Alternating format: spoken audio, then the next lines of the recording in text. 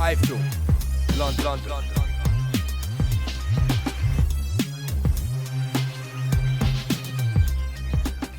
iFILM, London.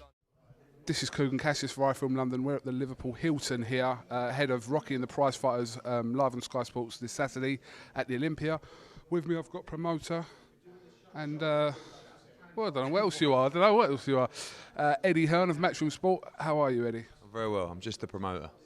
Just the promoter? Just the promoter. Fair enough. You're also vice chairman of Leighton Orient Football Club? Yeah, but that also includes promoting. Okay, fair enough. Liverpool will be absolutely alive this Saturday. Rocky headlining, probably the greatest prize fighter lineup, people were saying, ever, the lightweights. How difficult was it to put this prize fight together with so many ex-champions and whatever? How difficult was it? Well, I'd like to tell you it was really difficult, and I was a genius for doing it all, but actually there was a lot of luck involved. You know, we decided to do a lightweights prize fighter. I hoped I'd get Derry, you know, and a few other Scouse lads to come and take part, and then all of a sudden it just snowballed.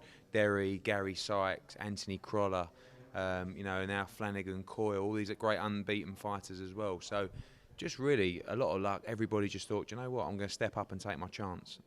You know, it is a risk, but I don't think it's as much of a risk as people perceive prize fighter.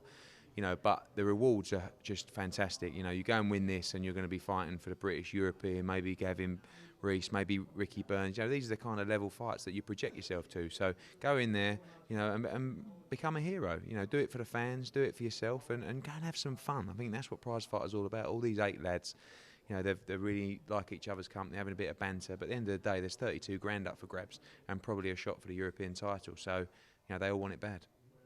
Yeah, I mean, a lot of time, obviously, there's always some sort of pot of gold at the end for a prize fighter winner. Sometimes it hasn't happened, but this time there is genuinely, in December, possibly against Gavin Rees for his European title. Yeah, I mean, look, we badly want a world title for Gavin Rees, but if we can't get it this year, then we have to look at alternatives. And the alternatives include someone who Sky would like to see him fight, someone that the fans would like to see him fight, and a biggest possible name. As you know, you look outside of Ricky Burns. You know, they've made us an offer to Ricky Burns has made us an offer to fight Gavin Rees.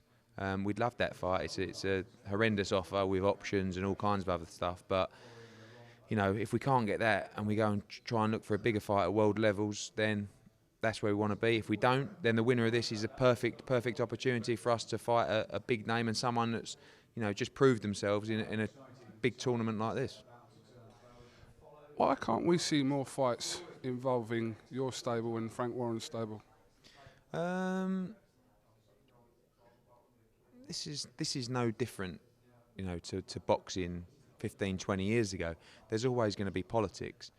The most important thing for me is I want my fighters to earn the maximum amount of money, make sure that money is secured, and I also want to make sure they're exposed into the biggest audience possible. For me, we've got the Sky contract, Frank's got his Box Nation channel. No animosity to Frank Warren whatsoever. You know, I watched his interview with you, which, you know, was amusing, and you know, he seems to have a bit of a love affair with Carl Froch, who he mentions in every other sentence. But so we're just cracking on doing our thing. You know, I want to make great fights. I want to make fights with Frank Warren. You know, they've offered us the chance for Ricky Burns to fight Gavin Rees. It's got nothing to do with TV channels. They've made a horrendous offer for tiny money, less than what we're paying him for European title fights. So that's why that fight can't happen. In terms of Carl Froch, Nathan Cleverly, they made us an offer. Anyone can make an offer, but as we replied, Carl Froch is staying at super middleweight and defending his IBF world title. There was no catch weight offered within the deal. It was for the WBO light heavyweight title. But Frank's got to do what he's got to do to try and promote his fighters, trying to talk up what he's doing. He's a promoter. We all do it. So, you know, no problems. But can the fight happen? You know, Froch Cleverly is a big fight. Froch walks around at 12 stone 3, 12 stone 4. It's very difficult for him to fight a guy who's going to be perhaps 180, 190 pounds on the night. So, what's Carl said about that fight or potential fight? He just laughed, really. You know, I mean, he laughed.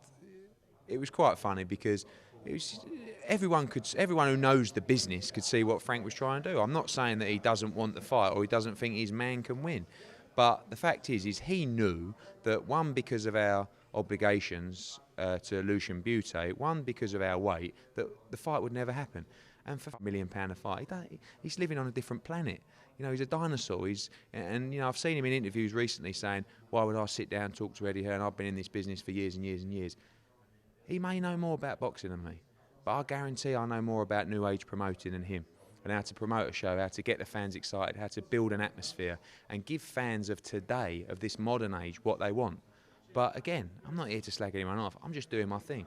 You know, it seems to be all the other promoters ganging up against me at the moment, and he's doing this, he can't do that, he can't do that. I'm just doing my thing. And if you like it, thank you, and come along for the ride. You're going to have a great time. But I believe everything that I'm doing has a reason, and I can explain that to the fans. Anytime a fan's got a question, they can ask me on Twitter, I'll reply. Phone me up in the office, I don't care. I'm totally transparent in everything I do. My fighters are like family to me. I will build them, I will work on them, I will push them every single inch of the way to make sure they get everything out of their career and their life. If that means working with another promoter, absolutely no problem at all. You've seen it already. I've worked with Dave Coldwell. I'm working with Dennis Hobson on the Jamie McDonald card. It's not a problem for me. But like I say, my fighters are like my family, and if you want to take advantage of them, you know, then I'm going to stand up for them. And you know, to keep talking about Carl Froch again, you know, Ricky Burns is much a better fighter than Carl Froch. Please, come on. I mean, you know, Carl Froch. How can Eddie Hearn call him a legend? I'll call anyone a legend who I want to call a legend. Thank you very much. In my opinion, Carl Froch is a legend. You know. And you may think other people are legends that I think, leave off, he's not a legend. It's someone's personal opinion whether they're a legend. To me, Carl Froch is a massive legend. He'd fight anyone. Look at his career. He's run of the last 8 fights. Probably you know, uncomparable to any British fighter ever, in my opinion. So, you know, I'm not going to stand here and rant and tell Frank to go and get the papers from the car because what about that offer we made for Sugar Ray Leonard to fight Kell Brook and he turned it down? I can't believe it. You know, we don't have to build the fighters like that. We've got a beautiful vehicle in Sky to build our fighters. We don't have to, you know, do that kind of thing because we've got a huge audience. Our fighters are doing very well, thanks, and everyone's happy. Are you happy? I'm very happy. Listen, Frank said his say the other day. You've had a little say today, so we'll move on from this. We'll move on for this. Rocky Fielding, great opportunity for him. Obviously, he was meant to be fighting Wayne Reed for a Central Area title. Well, you know, it's for an English title now against Carl Dilks. Local derby. It's a great opportunity for him. It is, and potentially a tougher fight. You know, Carl Dilks has been around a long time. He looks well. He looks fresh for this. He said to us that this is his last big crack at the whip. It's a local derby. You know, he's going to be putting it all on the line. You've got Rocky's mad fans that are going to be on the night. And a chance for Rocky Fielding to step up, take that English title, because this English title is a springboard for me towards much bigger things. You know, we've seen it with Lee Purdy, we've used it with Eric Ocheng, and I'm really pleased that actually this English title is getting used the way it's used. It should be used to springboard people to a British and European title shot. So, and look what it's done for those other guys, and look what it can do for Rocky. I want him to come through Saturday night, fingers crossed unscathed and fingers crossed as the victor, fight on the Carl Froch bill in November, and then back here in Liverpool in February for a massive show that we want to do at the Echo Arena. Also, Tony Bellew on the undercard of Carl Froch and Youssef Mack being fighting against Roberto Bellonti. Obviously, from the press conference, we now know that Bellonti's rated higher than Tony Bellew in every organisation. So this is going to be another tough fight on a potential route to the WBC title. Yeah, I mean, I always like to keep our options open for different world titles, but obviously through winning the international belt, the fight against Bellonti will be for the WBC silver belt and an eliminator for that world title. You all know, and I've seen on the forums stick about, oh, it's an eliminator for an eliminator, just to let people know how it works. You have eliminators and final eliminators. This is an eliminator that will lead to a final eliminator. The final eliminator position, which Jamie McDonald's got, which Kell Brook's got, leads you to a mandatory position for a world title, which is like the golden chalice for any fighter, in my opinion, to get that mandatory position. No ties, a chance to see you, mate, to really, you know, control your own career. So, you know, this is an eliminator for that WBC title. We want to win this and then get in a final eliminator position for Chad Dawson. So, great opponent, top 10 in every governing body, 30-1, comes to fight, and you know, perfect chief support for which is going to be another incredible atmosphere at Nottingham Arena. Just want to touch on a new signing, or hasn't been finalised yet because of his GB commitments, but Callum Smith's on the way to Matchroom. Yeah, Callum Smith will be joining Matchroom. Delighted, he's got to finish off his GB commitments. He informed them of his decision earlier this week, and now he'll go down and you know, speak to those guys there. And then once everyone's happy, we'll announce his pro debut. But a brilliant talent. You know, these kids at 21, you know, they come out of this GB setup, which I've got to say is just the finest opportunity for any amateur. You know, the job that they do there, Rob McCracken, the whole team, you know, in terms of strength and conditioning, nutrition, you know, the mental side, the training, it's amazing. And the guys that come out of there, you know, the guys who we've got, Scotty Cardle, Cal Yafai, Ian Weaver, Martin Ward, they're like 12-0 fighters as soon as they come out because of what they've achieved and what they've been through in that setup. So hugely excited about Callum, and moving forward we want to do massive things in Liverpool, and he's going to be a big part of that. Just finally, obviously for your December show on December the 8th, have you got a venue for that yet? No, we're looking at Ali Pali or XL. We were going to do December the 15th. Unfortunately, the darts is on, and Sky didn't want us to clash with that because it's massive viewing figures. And obviously, Frank's just announced his December 15th show, so it's probably going to work out the best. We're looking at the 8th.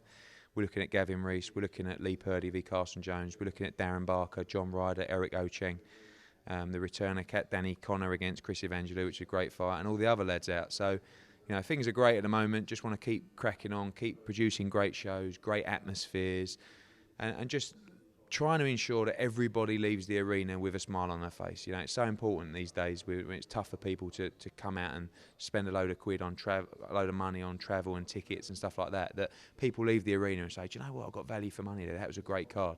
And so far I think we're delivering that, but obviously, you know, people are going to be on our case. Sky are on our case non-stop, keep delivering, and we plan to. You know, we've got a 2-year deal here with Sky, and we've got to work our socks off to make it happen. And the support of the fans and everybody that we're getting continuously is really driving us on to keep succeeding and keep producing quality shows. So thank you to everyone for the support, and we're going to get our haters and the people who moan, but we love boxing, we love the sport, we love our fighters, and we love great fights. So we're going to keep on making them. Right, Eddie Hearn, got a very long journey back to London. Get me in time for Arsenal Olympiacos, please. No problem, mate. Driver. Kugan Cassius, Eddie Hearn for iFILM London here in Liverpool. Thank you very much. Thank you. Thank you.